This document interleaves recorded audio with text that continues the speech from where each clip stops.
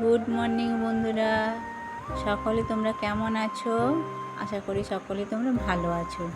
পম্পার Bangla blog চ্যানেলে তোমাদের সবাইকে স্বাগতম। তো দেখো, আজকে আমি আমার কিছু গাছের ফুল দেখাচ্ছি। দেখো আমার গাছে কত সুন্দর সুন্দর ফুল ফুটেছে, মানে কি বলবো, সাদা সাদা ফুলগুলো এত ভালো ফুটেছে। তো সেটাই আমি আজকে তোমাদের দেখাচ্ছি।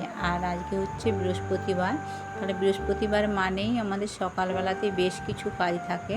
আর অন্য দিনের তুলনায় আজকের কাজটা কিন্তু বেশ পরিমাণে অনেকটাই বেশি হয়, মানে জানি না কেন। তো অন্য দিন সবই কাজ করি, তার সাথে সাথে কিন্তু আজকে মানে বৃহস্পতিবার হলেই যেন মনে হয় অনেকটাই বেশি কাজ লাগে। তো আমার তো এরকম মনে হয়, তো তোমাদের কি মনে হয় জানি না। তো আমার সেই জন্যই এই যে সকালবেলায় বাসি কাজ সব সেরে নিয়েছি, তার সাথে সাথে আমি একটু ফুলগুলো গাছের তুলে নিচ্ছি, কারণ পুজো করতে হবে। আর পুজো করতে হবে মানেই তার ফুল তোলা, ঠাকুরের বাসন ধোয়া, সিংহাসন পরিষ্কার, সব কিছুই, ঠাকুর মোছা, সব কিছুই কিন্তু করতে হবে। তো দেখো আমার গাছপালাগুলো কত সুন্দর সবুজ হয়েছে। আগে তো জল পাচ্ছিল না, তো এখন এই যে এখন সুন্দর জল পেয়ে গাছগুলো কিন্তু সুন্দর একটা আকার নিয়েছে, মানে সবুজটা খুব সুন্দর হয়েছে। আর এই যে আমার লঙ্কা গাছেতে দেখো লঙ্কার ফুল এসেছে। তো আমার কিন্তু গাছপালা খুব ভালো লাগে। তো তোমাদের কাদের কাদের গাছপালা ভালো লাগে একটু জানিও। আর গাঁদা গাছ কত হয়েছে সেটা কিন্তু দেখো। আর সাথে দেখো আমার এখানে ছোট ছোট পুঁই চারা অনেক বেরিয়েছে। লঙ্কা গাছগুলোও হয়েছে। আর এগুলো একটু ঝোপঝাড় হয়ে গেছে, কি বলো তো, মানে ছোট ছোট মশার জন্য না এখন আর পরিষ্কার করতেও যেতে পারছি না। ততদিন ছিল গরম, আর এখন হয়েছে বর্ষার জন্য মশা। আর এখানে কাঞ্চন ফুলগুলো তো জানো আমার গাছে কত সুন্দর ফুটে। তো কাঞ্চন ফুলও প্রচুর হয়েছে, মানে আমি এই জন্য একটু একটু করে ফুল সব গাছ থেকেই তুলে নিচ্ছি পুজোর জন্য। আর পুজোতে তো ফুলটা লাগে, আর ফুল না থাকলে না পুজো করে ঠিক ভালো লাগে না। বিশেষ করে বৃহস্পতিবার তো পুজো করতে গেলে ফুলটা তো লাগেই, মানে একটু ভালো করে সাজাতে খুব ইচ্ছে করে ঠাকুরকে। প্রতিদিন আমরা যেভাবে ঠাকুর মানে সেজে গুজে দিন রাত্রি কাপড় সুন্দর করে থাকি, তো সেইভাবে তো মানে ঠাকুরকেও প্রতিদিন না পারলেও সপ্তাহে একটা দিন যদি ঠিকমতো মানে পরিষ্কার করি, তো সেটাও ভালো লাগে। আর সাজিয়ে দিলে পরে সুন্দর লাগে, আমার তো খুব ভালো লাগে। আর দেখতেই পাচ্ছ আমি ফুল তুলে নিচ্ছি। তো বন্ধুরা, যারা ব্লগটা যেখান থেকে ব্লগটা দেখছো, তোমাদের সবাইকে অনেক অনেক ধন্যবাদ। আর ব্লগটা দেখার আগেতেই একটা লাইক করে দিও, কারণ লাইক করতে অনেকেই ভুলে যাও। তো মানে ব্লগ দেখে কমেন্ট করে বেরিয়ে যাও, তো সেই জন্যই বলছি ব্লগটি দেখা শুরুতেই একটি লাইক করে দিও। আর স্কিপ না করে ব্লগটা দেখা শেষ করো ভিডিওটা। আর আমার গাছে দেখতে পাচ্ছ কত লেবু হয়েছে, তোমাদেরকে দেখালাম। এটা কিন্তু এমনি লেবু না, এটা হচ্ছে গন্ধরাজ লেবু। একটা লেবু কাটলেই কিন্তু প্রচুর সুন্দর গন্ধ বেরায়, আর খুব বড় বড় হয়। দেখতে পাচ্ছ, তোমাদেরকে আমি দেখালাম যে আজকে আমার গাছেতে কত লেবু।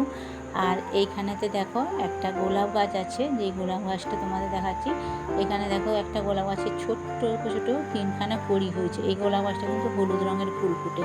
আর সাথে একটা গাঁদা গাছটা কত লম্বা হচ্ছে দেখো, সে তো সোজা হয়ে দাঁড়াতে পারে না, তাকে লাঠি দিয়ে দাঁড় করাতে হয়েছে। আর এখানে আমার মানি প্ল্যান্টটা দেখো বোতলের মধ্যে রাখা রয়েছে, কত সুন্দর, মানে একটু কালারটাই হয়েছে। তো যাই হোক, তো আমি তারপরে ঘরে চলে এলাম। ঘরে এসে যে ঘরের কাণ্ড দেখো, পুরো বাসি সব কিছু একদম পড়ে আছে, বিছানাপত্র। তো সেইগুলো নিয়ে এবারে তো পরিষ্কার করার পালা, কারণ বাসি বিছানা বাসি ঘর সবই তো পরিষ্কার এবার করতেই হবে।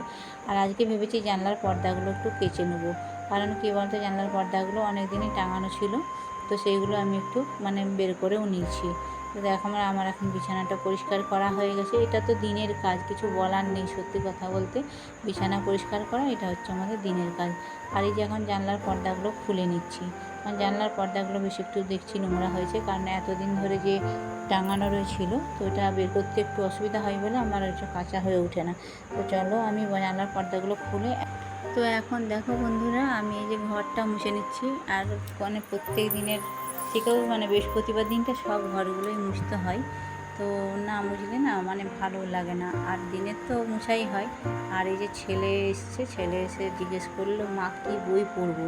তো তাকে বলে দিতে হবে যে সে কী বই পড়বে, না বললে কিন্তু তার হবে না, আমি বলে দেবো তবেই সেই বইটা পড়বে। আর এদিকে ঘর মোছার পরে এই যে বোতলগুলো খাবার জল মানে ফুরিয়ে গেছিলো, আমাদের তো জানো যে বোতলে জল খাওয়া অভ্যাস। তো সেক্ষেত্রে এই যে বোতলে আমরা জলগুলো একটু ভরে নিচ্ছি, কারণ বোতলে জল থাকলে পরে সুবিধা হয় খেতে। আর আমাদের যদি বোতলে জল ফুরিয়ে যায় না, তখন জল খাওয়াটাও সবারই কমে যায়। তো জলগুলো ভরে এই যে এক সাইড করে রেখে দিলাম। তাতে কি হবে, জলটা সবারই হাতের কাছে পেয়ে যাবে। তো স্নান টান করে বন্ধুরা এবার একবারে চলে এসেছি ঠাকুর ঘরে। আর ঠাকুর ঘরে এসে তো আর কী বলো তো, মানে বৃহস্পতিবার ছাড়া না সিংহাসনটা ঠিকমতো পরিষ্কার করা যায় না। আর অন্য দিনে তো যাই হোক ঠাকুরকে প্রতিদিনের জল দেওয়া হয়, সেটা আলাদা জিনিস, কিন্তু বৃহস্পতিবার দিনটা হলে পরেই এই মানে যে মা লক্ষ্মীর ঘর সেগুলো তুলে সিংহাসনটা ঠিকমতো করে ঝেড়ে ঝুড়ে পরিষ্কার করে তবেই আবার ঠাকুরটা পাতা যায়। আর প্রত্যেক দিন আমরা যেভাবে নিজেরা পরিষ্কার থাকি, তো একটা সপ্তাহে একটা দিন যদি ঠাকুরের সিংহাসনটা একটু না পরিষ্কার করে দিই তাহলে কি আর ভালো লাগে বলো?